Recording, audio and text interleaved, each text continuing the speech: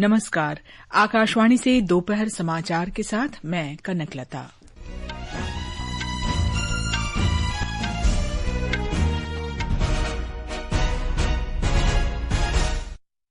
प्रधानमंत्री नरेंद्र मोदी ने नई दिल्ली में सिंगापुर के प्रधानमंत्री लॉरेंस वांग के साथ प्रतिनिधिमंडल स्तर की वार्ता की। श्री मोदी ने कहा, दोनों देशों का मानना है कि आतंकवाद के खिलाफ लड़ाई में एकजुट होना सभी राष्ट्रों का कर्तव्य है। भारत और सिंगापुर ने नागरिक उड्डयन, अंतरिक्ष, कौशल विकास और डिजिटल परिसंपत्ति नवाचार सहित 5 समझौतों पर हस्ताक्षर किए। स्वास्थ्य मंत्री जेपी नड्डा ने कहा, जीएसटी सुधार सभी के लिए स्वास्थ्य सेवा को और अधिक किफायती बनाएंगे। उन्होंने कहा कि ये गरीब और मध्यम वर्ग के प्रति सरकार की प्रतिबद्धता की पुष्टि करते हैं। कृषि मंत्री शिवराज सिंह चौहान ने पंजाब में बाढ़ की स्थिति की समीक्षा की। जम्मू और कश्मीर में जम्मू तथा कटरा के बीच ट्रेन शटल सेवाएं तेज बारिश और बाढ़ के कारण स्थगित। हिमाचल प्रदेश के अधिकांश हिस्सों में बारिश में कमी। और अमेरिकी ओपन टेनिस के पुरुष डबल्स सेमीफाइनल में आज शाम यूकी भांवरी और माइकल वीनस की जोड़ी का सामना ब्रिटिश जोड़ी नील स्कोप्स्की और जो सलिसबरी से होगा। और अब समाचार विस्तार से। भारत और सिंगापुर ने आज नागरिक उड्डयन, अंतरिक्ष, कौशल विकास, डिजिटल परिसंपत्ति नवाचार और हरित तथा डिजिटल शिपिंग कॉरिडोर पर 5 समझौतों पर हस्ताक्षर किए। प्रधानमंत्री नरेंद्र मोदी और सिंगापुर के प्रधानमंत्री लॉरेंस वांग के बीच आज नई दिल्ली में हुई वार्ता के बाद इन समझौतों का आदान प्रदान किया गया। प्रधानमंत्री मोदी संयुक्त संवाददाता सम्मेलन में कहा कि सिंगापुर दक्षिण पूर्व एशिया में भारत का सबसे बड़ा व्यापारिक साझेदार है। साउथ ईस्ट एशिया क्षेत्र में सिंगापुर हमारा सबसे बड़ा ट्रेड पार्टनर है। सिंगापुर से भारत में बड़े स्तर पर निवेश हुआ है। हमारे रक्षा संबंध निरंतर मजबूत हो रहे हैं। पीपल टू पीपल संबंध गहरे और जीवंत है। आज हमने बदलते समय के अनुरूप एडवांस मैन्युफैक्चरिंग, ग्रीन शिपिंग और अर्बन वाटर मैनेजमेंट जैसे क्षेत्र भी हमारे सहयोग के केंद्र बिंदु बनेंगे। श्री मोदी ने कहा कि प्रौद्योगिकी और नवाचार साझेदारी के मजबूत स्तंभ हैं और दोनों पक्षों ने आर्टिफिशियल इंटेलिजेंस, क्वांटम और अन्य डिजिटल प्रौद्योगिकियों में सहयोग बढ़ाने का निर्णय लिया है। हमने निर्णय लिया है कि हमारे युवाओं को उनके टैलेंट को जोड़ने के लिए इस साल के अंत में इंडिया सिंगापुर हैकाथॉन का अगला राउंड किया जाएगा। यूपीआई और पे नाउ हमारे डिजिटल कनेक्टिविटी के सफल उदाहरण है और ये प्रसन्नता का विषय है कि इसमें 13 नए भारतीय बैंक जुड़े हैं। प्रधानमंत्री ने कहा कि दोनों देशों ने द्विपक्षीय व्यापक आर्थिक सहयोग समझौते और आसियान मुक्त व्यापार समझौते की समयबद्ध समीक्षा करने का निर्णय लिया है। श्री मोदी ने कहा कि आतंकवाद को लेकर दोनों देशों की चिंताएं समान हैं। उन्होंने कहा कि दोनों देशों का मानना है कि एकजुट होकर आतंकवाद के विरुद्ध लड़ना सभी मानवतावादी देशों का कर्तव्य है। हम आसियान के साथ सहयोग और इंडो पैसिफिक क्षेत्र में शांति और स्थिरता के ज्वाइंट विजन को आगे बढ़ाने के लिए मिलकर काम करते रहेंगे। आतंकवाद को लेकर हमारी समान चिंताएं हैं। हम मानते हैं कि आतंकवाद के खिलाफ एकजुटता से लड़ना सभी मानवतावादी देशों का कर्तव्य है। पहलगाम में हुए आतंकवादी हमले के बाद भारत के लोगों के प्रति संवेदना और आतंकवाद के खिलाफ हमारी लड़ाई में समर्थन के लिए मैं प्रधानमंत्री वांग और सिंगापुर सरकार का आभार व्यक्त करता हूं। सिंगापुर के प्रधानमंत्री लॉरेंस वांग ने कहा कि भारत और सिंगापुर अंतर्राष्ट्रीय अंतरिक्ष जैसे अग्रणी क्षेत्रों में सहयोग का विस्तार करेंगे। उन्होंने कहा कि भारत द्वारा सिंगापुर में निर्मित 20 से अधिक उपग्रहों का प्रक्षेपण किया गया है। श्री वांग ने बताया कि अंतरिक्ष क्षेत्र में सहयोग को बढ़ावा देने के लिए हुए समझौता ज्ञापन के माध्यम से दोनों पक्ष इस साझेदारी को व्यापक बनाएंगे। दोनों देश घनिष्ठ नागरिक सेवा सहयोग सहित आदान प्रदान बढ़ाने पर सहमत हुए हैं। Under Prime Minister Modi's leadership, India is now the 4th largest economy in the world, with a dynamism and influence felt far beyond its borders. Our bilateral relationship has grown in tandem. Singapore is the largest foreign investor in India, accounting for around a quarter of India's foreign direct investment inflows. Last year, PM Modi and I agreed to elevate relations to a comprehensive strategic partnership, or a CSP. इससे पहले विदेश मंत्री doctor S Jaishankar ने आज नई दिल्ली में Singapore के प्रधानमंत्री लॉरेंस वांग से मुलाकात की। डॉक्टर जयशंकर ने भारत सिंगापुर संबंधों को मजबूत करने के लिए सिंगापुर के प्रधानमंत्री की सराहना की। प्रधानमंत्री वांग की ये यात्रा भारत सिंगापुर राजनयिक संबंधों की 60वीं वर्षगांठ के अवसर पर हो रही है। ये समाचार हमारी वेबसाइट www.newsonair.gov.in और हमारे न्यूज ऑन एआईआर ऐप पर भी उपलब्ध हैं। दोपहर समाचार में आपका फिर स्वागत है। स्वास्थ्य मंत्री जेपी नड्डा ने कहा है कि वस्तु और सेवा कर जीएसटी सुधारों से स्वास्थ्य सेवा की लागत कम होगी और लोगों का जीवन बेहतर होगा।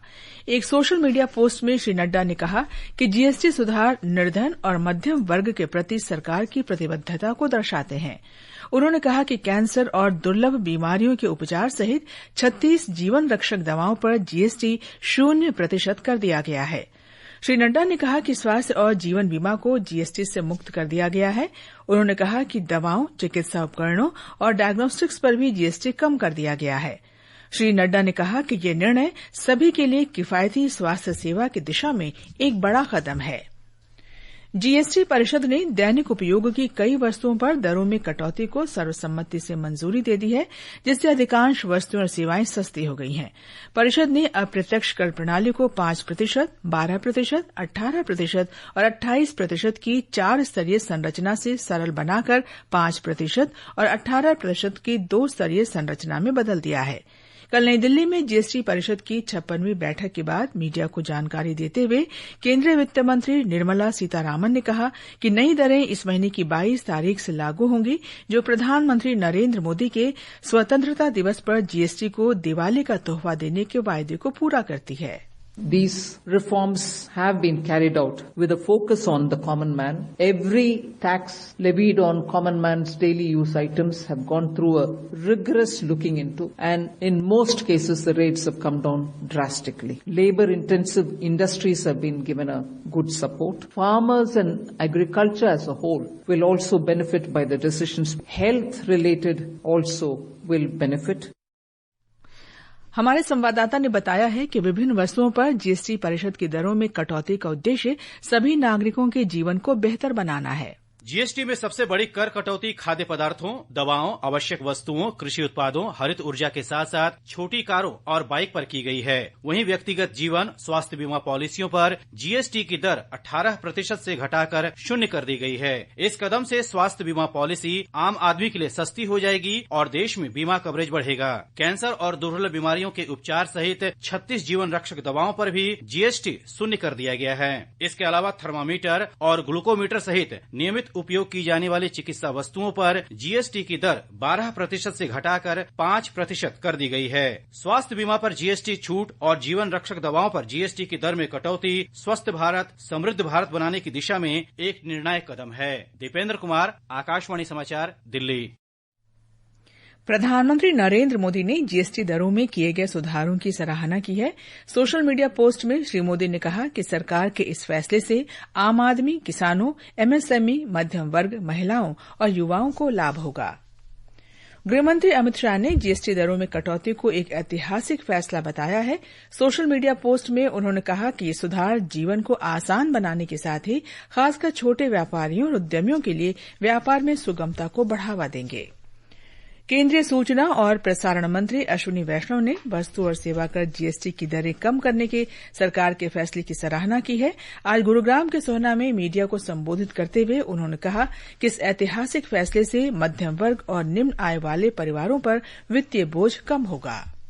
हमारे मध्यम वर्ग के परिवारों के जीवन में काम में आने वाली हर चीज, चाहे खाने से संबंधित हो, चाहे पहनने से संबंधित हो, चाहे बच्चों की पढ़ाई से संबंधित हो, तो हर चीज पर जीएसटी की दरें एक बड़ी मात्रा में कम की गई है, जिससे हमारे मध्यम वर्ग परिवारों के जीवन में एक बड़ी खुशी की लहर है। उद्योग निकायों ने नए जीएसटी सुधारों का स्वागत करते हुए कहा है कि इससे व्यापार सुगमता बढ़ेगी और परिवारों को बड़ी राहत मिलेगी। PhD chamber of commerce and industry के अध्यक्ष हेमंत जैन ने कहा कि जीएसटी सुधार सरकार की दोहरी रणनीति है, जो आम आदमी के जीवन को सुगम बनाएगी और उद्योग जगत के लिए जीएसटी प्रक्रिया को सरल करेगी। जो प्रधानमंत्री ने सोचा उसको इतनी जल्दी इम्प्लीमेंट कर दिया, ऐसा सोचा नहीं गया था। बट जो स्पीड ऑफ इम्प्लीमेंटेशन का बहुत की था। फेस्टिवल सीजन आ रहा है, लोगों के हाथ में पैसा होगा, तो I see this is a great incentive for the common man.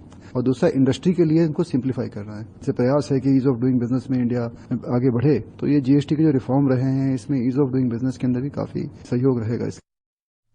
इस बीच associated chambers of commerce and industry of India ASSOCHAM के महासचिव मनीष सिंघल ने कहा कि नए जीएसटी सुधार देश में उत्पादन और निवेश को बढ़ावा देंगे। उत्पादन बढ़ेगा, इन्वेस्टमेंट बढ़ेगा, तो वो सारा भारत में बढ़ेगा। तो उस हिसाब से भारत में जब ज्यादा चीजें बनेंगी तो हम आत्मनिर्भर भी बनेंगे और हमारे आम आदमी के पास हाथ में ज्यादा पैसा होगा तो उससे वो अपनी डेली लाइफ में आसानी ला सकते हैं। एक तरफ सरकार डिजिटलाइजेशन कर रही है जिससे काफी आसानी आई है और दूसरी तरफ हर आदमी की लाइफ इजी हो ही जाती है। जीएसटी सुधारों को लेकर आम नागरिकों और व्यापारियों ने भी प्रसन्नता व्यक्त की है। सरकार ने जीएसटी तो हर चीज पर कम किया है। मिडिल क्लास आदमी को बहुत राहत मिला। टीवी, मोबाइल में, सर्फ साबुन में, हर चीज में जीएसटी कम किया है। व्यापारियों के लिए बहुत ज्यादा खुशी का माहौल है क्योंकि इससे आय बढ़ेगी। जैसे 28% पे जो चीज हम बेचते थे वो 18% होगी। घरेलू शेयर बाजार का सेंसेक्स और निफ्टी आज दोपहर के कारोबार में मामूली बढ़त के साथ कारोबार कर रहे थे। अंतिम समाचार मिलने तक सेंसेक्स 351 अंक बढ़कर 80,918 पर और निफ्टी 79 अंक बढ़कर 24,494 पर था। ये समाचार आकाशवाणी से प्रसारित किए जा रहे हैं। ताजा समाचार जानने के लिए आप हमारे social media handle @HIR news Hindi को फॉलो कर सकते हैं। ये आकाशवाणी है। कृषि मंत्री शिवराज सिंह चौहान बाढ़ से प्रभावित सीमावर्ती राज्य की स्थिति का जायजा लेने के लिए पंजाब पहुंच गए हैं। श्री सिंह ने केंद्र सरकार की ओर से राज्य को पूर्ण सहयोग का आश्वासन दिया है।